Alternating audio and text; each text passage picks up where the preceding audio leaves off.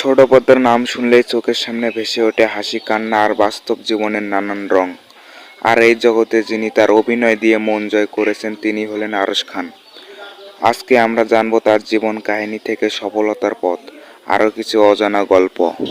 আরশ খান, যিনি ছোটবেলা থেকেই ছিলেন একজন সাধারণ পরিবারের ছেলে, কিন্তু স্বপ্ন ছিল বড়, অভিনেতা হবেন।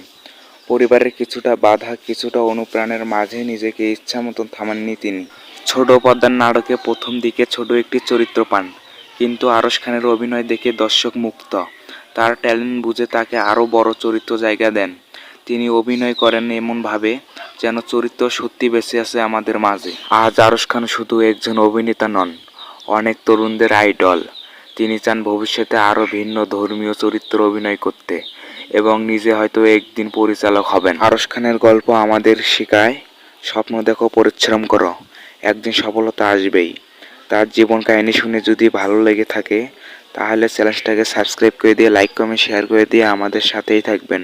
ধন্যবাদ।